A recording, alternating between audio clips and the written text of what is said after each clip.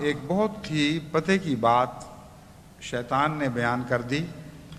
جس سے مومن کو فائدہ اٹھانا چاہیے۔ جس طرح لقمان سے کسی نے پوچھا تھا کہ تو نے حکمت کی باتیں کس سے سیکھیں،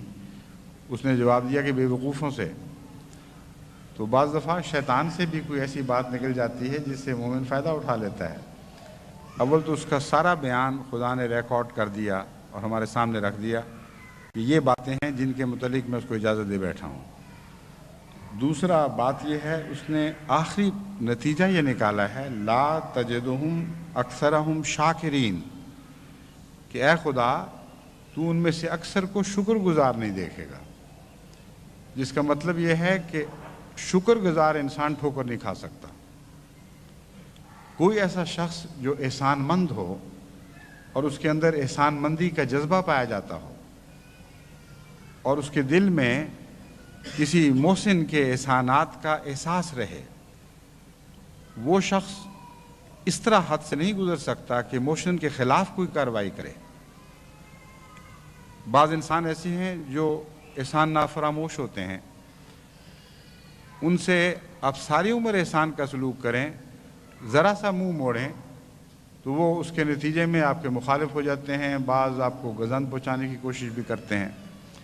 ایک فارسی کا شعر اس مضمون کا بہت ہی اچھا ہے، اس میں بتایا گیا ہے کہ دیکھو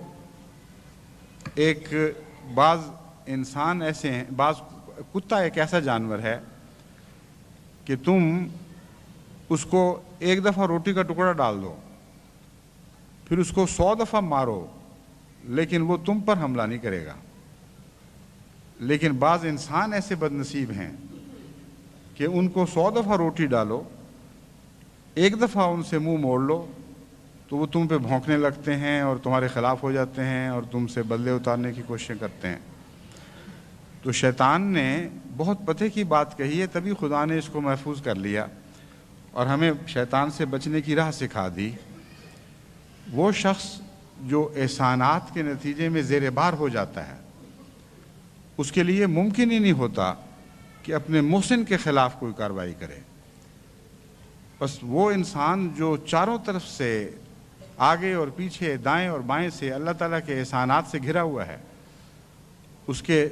اوپر بھی احسانات ہیں، اس کے نیچے بھی احسانات ہیں۔ اللہ تعالیٰ یہ توجہ دلا رہا ہے کہ شیطان ایسے شخص پر حملہ نہیں کر سکتا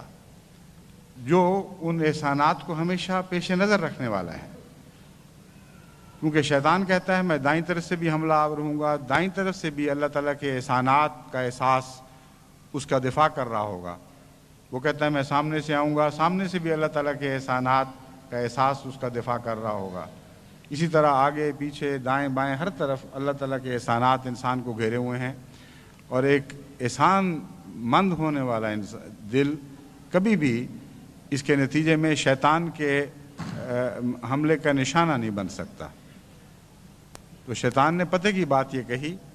کہ میں ناشکروں پر حملے کروں گا، اور جتنے ناشکرے ہیں وہ میرے غلام بن جائیں گے،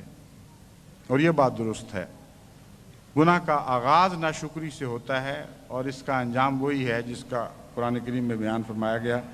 کہ پھر تم سب سے میں جہنم کو بھر دوں گا۔ ایک دوسری جگہ اس مضمون کو اس طرح بیان فرمایا ہے کہ جو میرے عبد ہیں ان پر تو غالب نہیں آ سکے گا، جو چاہے کر لے۔ اور عبد سے مراد وہی ہے کہ جو احسان مند لوگ ہیں، جو خدا تعالیٰ کے احسانات کو یاد رکھ کے اس کے غلام ہو جاتے ہیں۔